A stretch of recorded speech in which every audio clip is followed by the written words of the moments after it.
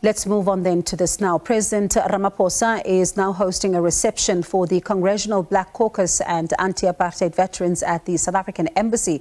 Jonathan Jackson, Rev Jesse Jackson's son, is speaking now. Let's listen in. And he asked that he come by his office. At this time, he was having challenges standing and walking, and I could see from the distance that his ankles were swollen. But he insisted upon rising up when my father came into the room, Congresswoman Beatty, and he opened up his arms and embraced my father and exclaimed, "Freedom fighter." Those words still send a chill down my spine. I stand here and I can see the eyes of Johnny McEntini that was denied medical health care, that died doing shuttle diplomacy. I remember my father having meetings with South African officials from the ANC around the kitchen table and in the dining room, when they were called a terrorist organization and they were outlawed. I remember when they were saying that Nelson Mandela was a terrorist and they were doing the racist ploy of calling a minority a democracy and the majority that were excluded unworthy of having the right to vote. But 37 years later, I am proud to be here today. From the time that I went to my first visit to this embassy, and I will close, Mr. President, was March 11th, 1985. And I was in Greensboro, North Carolina, at North Carolina A&T, a sophomore in school. I had a great GPA at that time. I wanted to go into business. I was trying to get an internship. And my father says, "I want you to meet me in Washington." This was my brother Jesse Jr.'s birthday. And he says, "We're going to jail." I didn't think that would look good on my resume. And I said, "Dad, why do we have to go to jail?" He says, "It's for free South Africa." And I said, "But that will make an employer find me less attractive." And my father quickly responded and says, "Son, I want you to know and to understand the difference between what you do for a life versus what you do for a living. Don't worry about that internship. God will provide." My mother tells me to stop crying, but I'm a crier. And so, Mr. President, 37 years later, I could not come into this embassy then. I had gotten arrested, and we spent the night in the D.C. jail on March 11th, 1985. But praise be to God, now I'm in here and I've had the opportunity to be in the presence of the President of South Africa. You can give that an applause.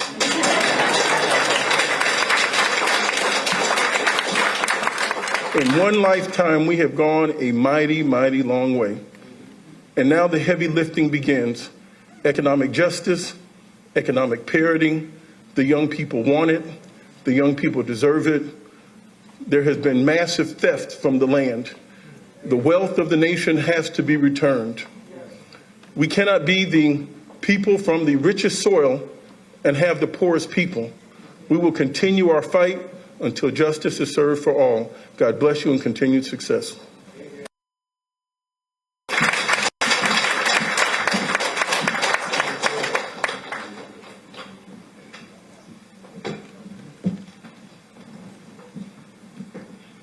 Thank you, Professor Jackson, for those words, good words and rich words. We now call on Mr. President for his remarks.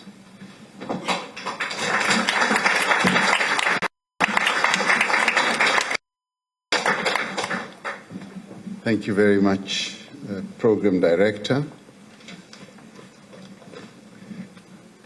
Minister Naledi Pandor, Minister of International Relations and Cooperation of South Africa, our Ambassador, Ms. Nama India Mfegeto, Honorable Joyce Beatty, the Chair of the Congressional Black Caucus, Professor Jonathan Jackson, National Spokesperson of the Rainbow and Push Coalition. Honored guests, thank you very much for being here. Professor Jackson, you will have noticed that people paused a little and they did not applaud immediately. As you were mentioning all these dates, 1985, 37 years ago, they were trying to work out how old you are. Yeah, so I was trying to work it out before you asked for the applause, because they wanted to applaud you with the hindsight of good information. Now we know how old you are.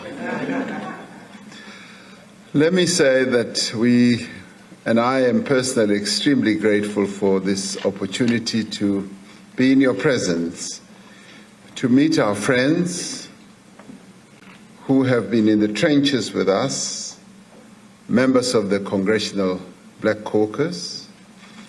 We honor you. We thank you for the many sacrifices that many of you had to make, including your father, Rev Jackson, who made enormous sacrifices, and many others, Maxine Waters and many others who are not here, as well as the anti-apartheid veterans for also being here and gracing this occasion by honoring us.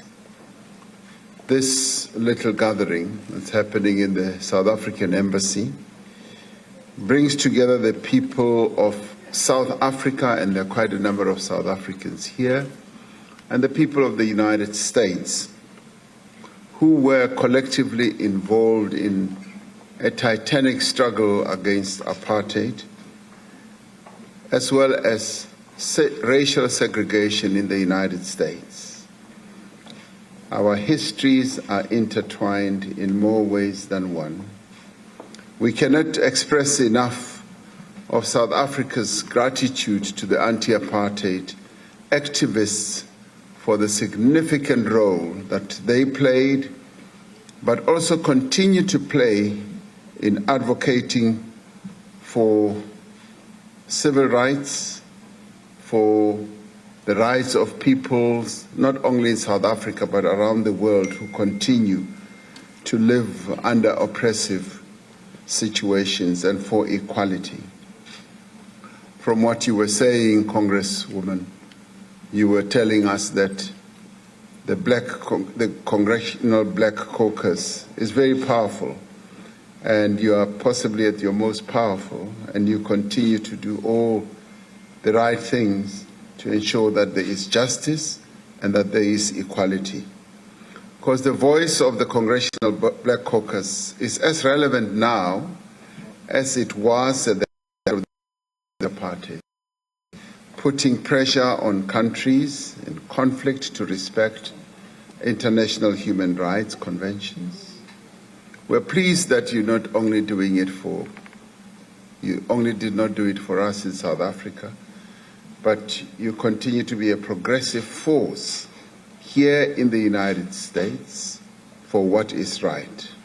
For instance, we know that you also advocate for the rights of people in Western Sahara and Palestine, and you support their right to self-determination, and that we applaud, because that is where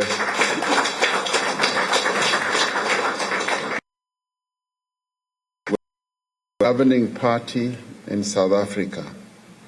After our experience of apartheid, we know that self-determination can only be achieved with the support and the solidarity of the people of the world. We remember that the 1986 Comprehensive Anti-Apartheid Act was a critical contribution towards the end of apartheid, and the Congressional Black Caucus played a critical role in making sure that that act was passed. We reaffirm President Nelson Mandela's statement to Congress. You have given us the gift and the privilege to rejoin our people, he said, yourselves and the rest of the international community in the common effort to transform South Africa into a united, democratic, and non-racial country. You made our struggle your struggle. You made our vision your vision. And the objectives that the liberation movement sought to achieve you embraced and you made it yours. South Africa remains seized with the persistent challenges of poverty, unemployment, and inequality. And Professor Jackson, you're absolutely right. The struggle continues, for until all the objectives of our struggle are achieved, freedom is still something that is absent for many people. We therefore appreciate the continued efforts of our friends in the United States to overcome the debilitating effects of apartheid and colonialism, as they have done with such great effort in the past. Members of the Congressional Black Caucus can continue using their influence to promote policies that advance Africa's development. The Congressional Black Caucus should encourage the United States government to implement the US Strategy for Sub-Saharan Africa, which acknowledges the role of the African continent in global affairs and seeks partnership amongst equals. We are therefore concerned about the possible implications for the African continent if the Countering Malign Russia Activities Bill were to become a US law. The law could have the unintended consequence of punishing the African continent for efforts to advance development and growth. Both the US and Russia are strategic partners for South Africa. As a sovereign country that pursues an independent foreign policy, the bill could punish those who hold independent views. It is disappointing that this bill has been crafted at a time when President Biden has sought to engage African countries on the basis of respect for their independence and their sovereignty.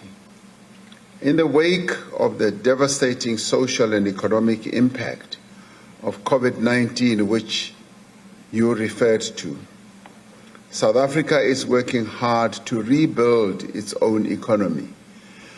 And the same is being done in many countries around the world, but also especially on our continent. We look to the United States to be supportive of the efforts that are being made by many African countries to rebuild their economies, to reposition the fortunes of their people. We as a country have held a number of investment conferences to mobilize investments that would stimulate growth, economic progress, that would create jobs and assist with skills training and capacity building, especially for young people. We are undertaking far-reaching structural reforms that are aimed at repositioning our economy so that it becomes an economy that is more competitive. We're also improving the ease of doing business so that we can attract more and more US-based companies and black-owned companies from the US to come and do business in South Africa. So we call on members of the Congressional Black Caucus and Anti-Apartheid veterans to encourage investment in South Africa and in Africa more broadly. The renewal of AGOA is a vital development for us to ensure that the progress made over many years to strengthen trade and investment ties between the US and the African continent is not lost. We call on members of Congress to help us to change the narrative about Africa, which seeks to portray the continent as riven by conflict and which gives a false impression that Africa has nothing to offer to the rest of the world. On the contrary, we know that Africa has huge potential for growth and development. And those who are keen observers of global developments know that the next growth center of economic growth is going to be Africa.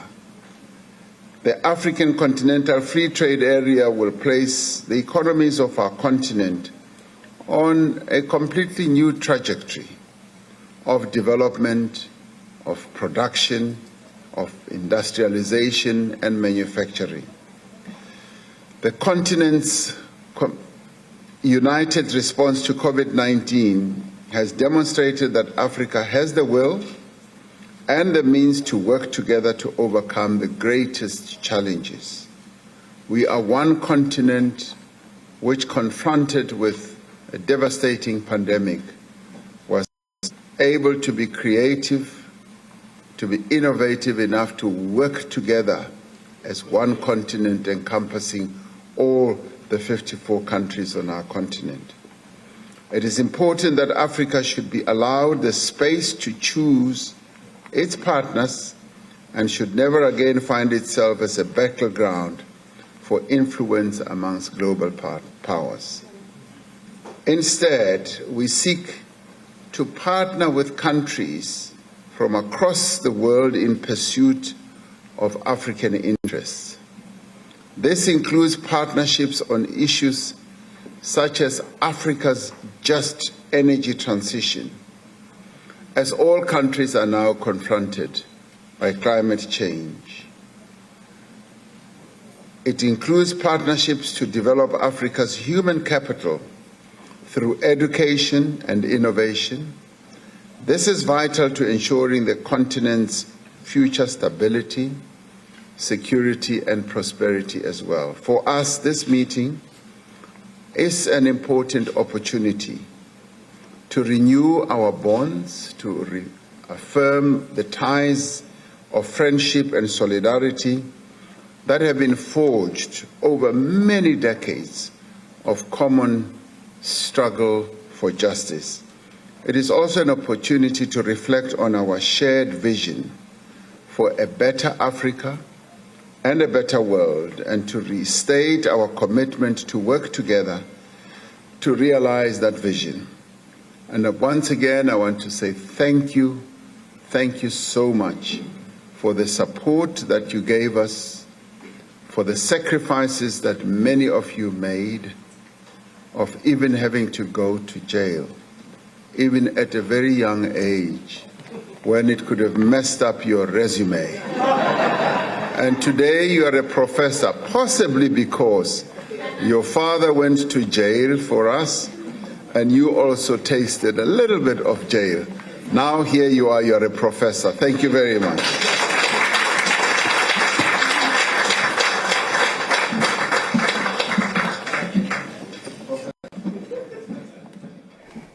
President Cyril Ramaphosa, they're hosting a reception for the Congressional Black Caucus and Anti-Apartheid veterans, thanking them for their continued support over the years and saying that, really it means a lot to South Africa to have been supported all these years. And just before he spoke, Rev Jesse Jackson's son, Jonathan, also did speak and really just expressing support for Africa and taking us back to a time when his father would, have been speaking out against apartheid. And this, of course, you're thinking back to times like 1979, where he visited South Africa and spoke out against apartheid. And, Jonathan saying that his father really made him understand why he was fighting so much for the liberation of South Africa. At the same time, he ended off by talking about, something that his father spoke about in 2018, which is